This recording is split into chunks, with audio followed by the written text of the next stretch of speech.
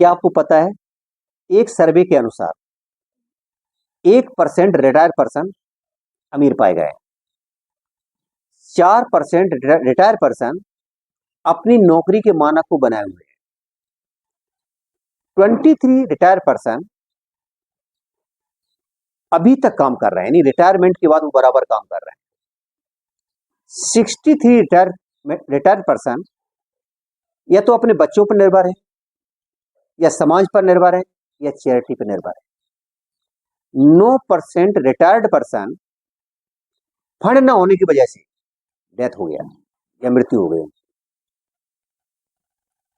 95% लोग 4% में जाने की कोशिश करते हैं, लेकिन उनमें 5% लोग ऐसे हैं जो 4% में जाते हैं।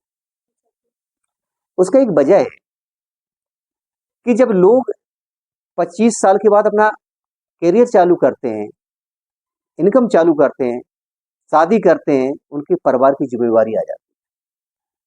तो परिवार की जिम्मेवारी पूरी करने के लिए बच्चों की एजुकेशन है, बच्चों की शादी है, घर बनाना है, तो ऐसे करते करते जब 60 साल कंप्लीट हो जाता है, उनको पता नहीं चलता 60 साल पूरा कब हो गया। जब 60 साल पूरा होता है, फिर वे सोचते हैं कि मुझे अब रिटायरमेंट की प्लानिंग करनी है, लेकिन बहुत देर हो चुकी होती है। लेकिन जो आदमी स्टार्टिंग से ही अपनी बचत करता है और रिटायरमेंट की पेंशन की प्लानिंग कर लेता है, वही 5% में लोग आ जाते हैं। और आज की डेट में तो क्या है कि पेंशन तो कंपलसरी हो गई, क्योंकि भारत में पेंशन की सुविधा ही नहीं है आज की डेट में, क्योंकि 2004 से भारत सरकार ने भी पेंशन बंद कर दी है, अब किसी को पेंशन नहीं है। तो इससे क्या होता है कि पेंशन के बाद, रिटायरमेंट के बाद पेंशन बहुत जरूरी चाहिए होती है। तो पेंशन अभी आदमी, कई लोग बोलते हैं कि इतना लंबा कौन जिएगा, लेकिन आज की डेट में क्या होता है, हम एक हिस्ट्री बताता हूं आपको कि 1950 में जो एवरेज एज थी लोगों की वो 31 साल थी, 1960 में बढ़कर 41 साल हो गई, और 1970 में ये बढ़ के 47 साल हो गई। और मैं आज की बात करूं तो पूरे संसार की जो एवरेज एज है लोगों की वो 72 साल है। अब एक सवाल ये उठता है कि 72 साल बढ़ी क्यों, ऐसा क्या हुआ? तो सबसे बड़ा है कि मेडिकल का जो सुविधा है वो बहुत ज्यादा बढ़ गई, लोगों में अवेयरनेस आई है, जागरूकता आ गई, लोग एजुकेट हो गए। एजुकेट होने से लोगों की 20% एज बढ़ गई। जब लोग एजुकेट हुए, अमीर होने लगे, अमीरी की वजह से 37% एज बढ़ गई लोगों। अभी सवाल ये उठता है कि अब पेंशन के लिए प्लानिंग कैसे करें।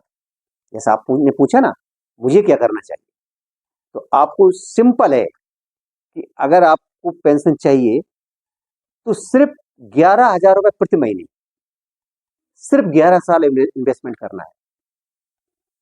आपको जीवन पर्यंत 1,20,000 रुपए वार्षिक आता रहेगा।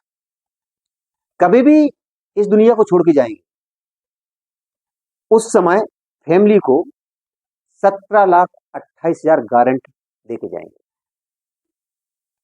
अगर आपको ज्यादा चाहिए तो आप ज्यादा इन्वेस्टमेंट करो, आप जितना ज्यादा चाहिए होगा उतना ज्यादा इन्वेस्ट करो। या दूसरा ये होता है कि 11 नहीं चाहिए, मुझे 15वां साल चाहिए, मुझे 20 साल बाद पैसे, तो जिस तरीके से आपको जितना लेट पैसा लोगे उतना ज्यादा पेंशन मिलेगी। तो क्या आप 11 साल वाली पसंद करेंगे या 15 साल वाली? 15 साल वाली। अगर आप 15 साल वाली करते हैं तो उसके लिए आपको सिर्फ 1,00,000 रुपया ईयरली, यानी लगभग 9,000 रुपया आपको मंथली सेविंग करना है। 15 साल इन्वेस्टमेंट करने के बाद जो पेंशन आएगी वो 1,50,000 रुपया सालाना आएगी। और जब भी इस दुनिया को छोड़ के जाएंगे तो अपने नॉमिनी के लिए 24 लाख रुपया छोड़ के जाएंगे। तो आपके पास दो ऑप्शन है, या तो आप 11 साल भरो और जीवन पर्यंत आप 1,20,000 या 1,000 रुपया लेते रहो, या 1,00,000 रुपया सालाना भरो, यानी 9,000 रुपया की लगभग, तो जीवन पर्यंत 1,50,000 रुपया सालाना का लेते रहो। इसके लिए आपको करना क्या होगा, आपको एक पैन कार्ड, आधार कार्ड और जो भी अमाउंट जो अभी आप सिलेक्ट किया है उसका एक चेक और एक फॉर्म भरना होगा। बस इसको फिनिश करो, मेरे ख्याल से ये परफेक्ट है आपके लिए। थैंक यू करने की बात नहीं है, आप फॉर्म भरो और आपका काम कल हो जाएगा।